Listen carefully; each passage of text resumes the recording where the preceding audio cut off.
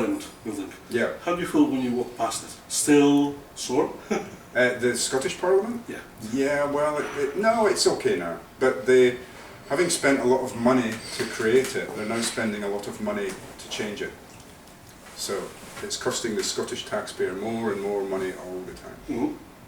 I read that yesterday you mentioned that if Rebus voted, he would vote nay. Yeah. Siobhan would vote yay, and the new guy would vote, well, wait until the very last minute. Yeah. How would Ian Rankin vote? I don't tell anybody how I vote. I think it's a secret thing, isn't it? I mean, it's a personal thing. Mm-hmm. And I'm not keen on celebrities who use their celebrity to try and persuade you to vote in a certain way. Yeah. The individual should think for themselves. And then with this darling guy, we've been too darling. Yeah. So all the way through the referendum, I've stayed quiet. I'm happy to talk about my fictional characters. I mean, Rebus would vote no because he is a conservative with a small c. He doesn't like change. Siobhan is more liberal. She's more idealistic, so she would vote yes. Yeah. She has hope. And Malcolm Fox is very meticulous, so he would want to look at all the figures, how much money is it going to cost, will the country be poorer or richer, and he would look at all of that and make up his mind at the very last moment. Right. Okay. Talking about Rebus, you said he's a cynic. Yeah. Or some people say he's a cynic. Is that facade or is he really a cynic? I think the job he does makes him cynical about human nature and about the city that he lives in. It's very frustrating for me because I live in Edinburgh and I know it's a very beautiful city and a city with a lot of culture. A lot of history. And history. But Rebus only sees it as crime scenes and the people as potential criminals. So the job that he does, because he's very focused on the job, has made him cynical about human nature and about the city. And it's a problem for me because I do want people to come and visit Edinburgh. And so I try and have other characters occasionally say to Rebus, look at this view, isn't it amazing? Or isn't this a great restaurant? Or isn't Edinburgh a lovely city? And he'll go, really? I don't see that. But they do. The other characters do. I think Siobhan does. I think Siobhan sees that Edinburgh's a beautiful city. As it is. Yeah. And not much crime. Not much crime. All right. Just the potential for crime. And that's what I write about, is these things could happen. They may not be happening, but they could happen. You have Rebus being on the tough side about politicians, about the rich. Why? Well, I think he's a natural anarchist in a way. I mean, he's very anti-authoritarian. He doesn't obey orders. I mean, he's a terrible policeman. He shouldn't really be a police officer because he never obeys the rules. If his boss tells him to do something, he does the opposite. And he's much more likely to give a break to a small-time crook than someone rich or powerful. Because he thinks the people who are rich and powerful don't need to do this. If you're poor, if you're disenfranchised, if you're living in a slum, maybe you need to break the law to get something, to get some money. But if you're rich and powerful and you break the law, you're doing it from your ego. You're doing it for ego more than anything else, because you can do it and get away with it. So Rebus really hates that. So I guess he is, there's a little bit of the anarchist in him, and maybe that's me. Maybe that aspect of his personality comes from me. I meant to ask you that. Yeah. All right. His relationships with women are, to say the least, difficult. His wife, his daughter, Simone, the occasional other women that is met. Yeah. Is that because of his job, or? Well, I mean, his past, he's had a lot of conflict in his past and a lot of problems in his past. And all of that has come together to make him the man that he is. He's seen people close to him get hurt because of his job. And so he pushes away friendships because he doesn't want his friends to get hurt. And the older he gets, the more self-contained he becomes. So he is happiest when he's on his own. So in the pub, on his own, or sitting at home listening to music on his own. It's partly to do with the job, it's partly to do with his past, it's partly just his psychology. I mean, I'm very happy on my own. You know, if I'm in a room, if my wife goes away on holiday with friends and I'm left at home on my own, great. I play my music, I read books, I go to the pub, I get some takeaway food, I go back. I'm basically Rebus. You know, I turn into Rebus, except I don't smoke. No smoking. I'm going to ask you that. He is a smoker, drinker. He loves rock music in general, right? Is that, unconventional, as we put it? Unconventional is that matter, conventional in other matters when it comes to politics. What about his relationship with Cafferty? It's a very special thing. Yeah, Cafferty is the villain who runs Edinburgh, or used to run Edinburgh. He's now older and pretty much retired from being a gangster. Cafferty was a minor character in book 3, but he just got under my skin as a character, and he refused to leave. And I thought, there's a lot I can do with you. And he comes from a similar background to Rebus, they're a similar age, they have a similar philosophy. They have a moral code. They both have a moral code. And they are both dinosaurs. They are, Rebus is the last of that kind of detective who was very active in the 1970s and 1980s, the rule breaker, the maverick. In the real world, they don't exist. They hardly exist anymore. Cafferty, as a villain, as a gangster, is an old-fashioned gangster who has a moral code. There are certain things he won't do. He sees himself as being at the end, these young, hungry, more venal gangsters are arriving on the scene and pushing him to one side. Rebus sees these young cops arriving who are intelligent, who can use the internet and social media, and he's getting pushed to one side. So they have these things in common. But you're never sure if they will become friends, close friends, or if they will remain enemies. There's almost like a game of chess being played between them. It's more of mutual respect. Well, it's mutual respect, but at any moment it could turn violent. I mean, they could still both go over the Reichenbach Falls together. Moriarty and Sherlock Holmes. That could still happen. In one early book, Rebus saved Cafferty's life. He saved him from a fire. In one of the very late Rebus novels, Rebus saves Cafferty when he's in hospital and near death. And so it's as if they cannot exist without each other. So there's almost an umbilical cord between them. Or they're Jekyll and Hyde. This notion of the doppelganger in fiction I'm really interested in. I started writing crime fiction because I was fascinated by Dr. Jekyll and Mr. Hyde, about good and evil, and the fact that human beings can contain elements of both. And so maybe Rebus and Cafferty are really one person. And it's one is the darker side of the other.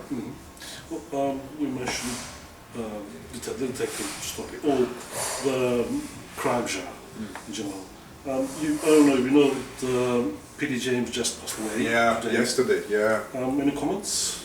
I met P.D. James many times. We did events together, we did talks together. She was in her 70s when I met her, probably 20 years ago. A really sharp mind, great intellect, witty, but she had very set views on the crime novel and what the crime novel can do and should do. And so we had good conversations, because sometimes we were coming at crime fiction from a different direction. So we had very good conversations, but and she would tell these great stories. She told a story once of how she was great friends with Ruth Rendell, English crime writer. And when the Berlin Wall was being knocked down, they were watching on TV, and they said, "Let's go." And they got in a car and they drove to Berlin with their hammers, and they hammered away at the Berlin Wall. And each one of them had a little piece of the Berlin Wall in their home. I just love that idea of these two women who would have been in their 60s and 70s, driving to Berlin to knock down the wall. Which I meant to ask you about this. Ruth Rendell created Wexford. Very, very different from Rebus. Are they really different? I think that sides on the same I think Wexford has a happier personal life.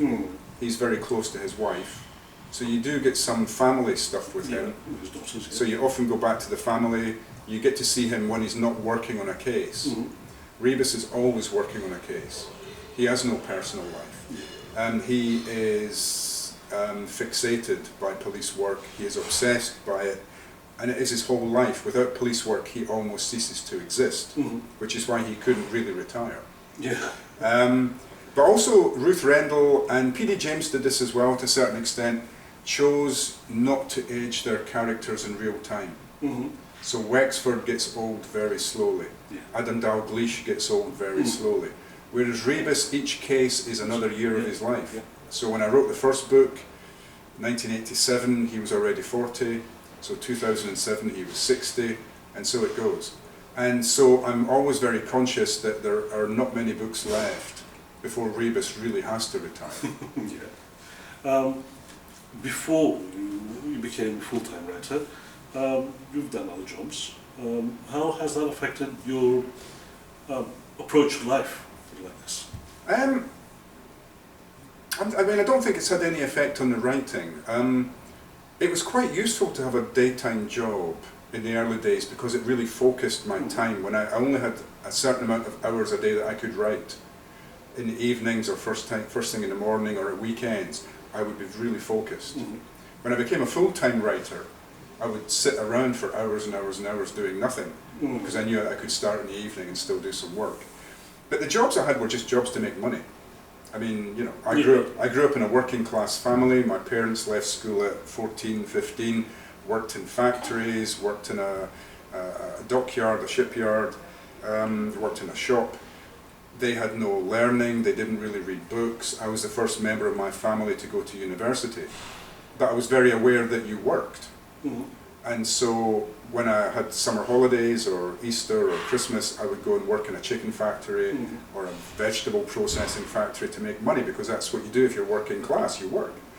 And when I left university, I was unemployed for a little while, but then I took any job I could get. So I worked as a secretary, I worked as a taxman in a tax office, I worked in a music magazine, anything that was just a job. I needed to have a job.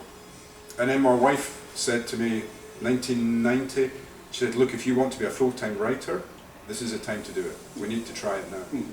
And we left London, we'd been living in London, and we moved to France. I couldn't speak French. We moved to the middle of nowhere, a little old house, and I just sat there writing books about Edinburgh. Talking about Edinburgh, sorry. We are trying to, by the way, we are trying to start a sort of French festival here at Sarmiki, which would be a great idea. Yeah. We're still trying though. Well, you have a lot of festivals in Thessaloniki. We do indeed, but nothing. There's a documentary festival, There's film festivals, food festivals, loads. But no book festival. No book festival. Or rather, we do, but it's more a book show rather than a festival. Okay, like a trade show. Where they just offer cheap books. By the way, should books be cheap or should we? Should books be cheap? Well, it's an interesting question. I mean, books need to be affordable. You know, I was just in South Africa recently, and there's a book festival in South Africa in Cape Town, but a book, even a cheap paperback book in South Africa, can be a month's wages for a poor black person. And so that, you know, so that they don't, so what you need is libraries. Libraries are free literature. Public libraries are free literature, so you need libraries when books are not affordable. E-books, you know, are becoming cheaper all the time. I think the problem isn't cheap, the problem is free. We have a whole generation now of young people who are becoming mentally used to getting everything for free. Their information, their news, their music, their films, they download stuff illegally, and they want their books for free as well, or for very, very cheap. Do they read really? Yeah, young people read. Yeah, I mean, they're always reading. They're doing text, they're reading text, they're playing computer games, they're reading the screens, they're getting narrative. And people, I mean, the human beings have a hunger for stories. The delivery system may change, the way of delivering the stories may change. I mean, people thought Hollywood would be the death of the book. You know, moving pictures would be the death of the book. And the book is very resilient because people need stories. And they help us explore the world, they help us make sense of the world, they're fantastic escapist entertainment, and they are cheap. And I hate it when I go into someone's house now, an apartment, and there are no books. They have a Kindle. Would you like to see my book collection? I want to see physical books, you know. Where's your music collection? Here's my iPod. Oh my God. That doesn't, where's your personality? I want to see who you are. And the way you see who a person is a wall of books and a wall of records or CDs. Records. Yeah, records for me. Always vinyl records, yeah. Vinyl, glad it's back in fashion. Yes, hooray. All right. Actually, I could ask you, I'm talking about for hours, but last question. Do you like Greece? You've been before. You've been to Athens and Thessaloniki. Well, it's your first time at Thessaloniki, isn't it? No, this is my second time. Where is it? I did a talk here at the Public Bookshop 5 years ago. But when you're on tour, you don't usually get to see the city. Because one day you arrive, you do interviews, you maybe do an event, next morning you're away somewhere else. So you get very little free time. So this morning I had 2 hours of free time, so I did a little walking tour with my wife. And the official tour guide took us around and showed us some of Thessaloniki, and we heard some of the history. Well, there's plenty to see anyway. There's a lot to see. I mean, I come to Greece every year, but mostly to Kefalonia. I have a friend who has a house in Fiskardo. He was born in Fiskardo. Beautiful place. Yeah, beautiful place. The hometown of a Greek poet. No, who? He's called Kavalidias. Really? He wrote he was a radio man on Merchant, in a Merchant Navy. Yeah. And he wrote his poems while traveling. I'll have to ask my friend, because my friend who has his house there in Fiskardo, who was born in Fiskardo, now lives in Edinburgh. Yeah. He's a dentist in Edinburgh, and he goes back to Fiskardo to the family home every summer, and my wife and I go with him and his wife. Well, they say that the poet was inspired, thought about travelling because of the views. Yeah. And looking towards Ithaca. Yeah. The one thing I've learned you must never do is go to Ithaca and say, is this really Ithaca from the Odyssey, or could it have been somewhere else? Oh my God. It could have been, actually. I know, but don't tell them that. It could have been. One final question. Why do people need the detective genre? Well, I think human beings are naturally inquisitive. We have lots of questions about the world, so we are all detectives. We're trying to make sense of the world. It is a puzzle to us. We're trying to solve the puzzle. The detective gives shape to that. The detective story is a shape of a question at the beginning, an investigation, and the answer at the end. And we love that structure. We love that structure, and we love the fact that we're finding out.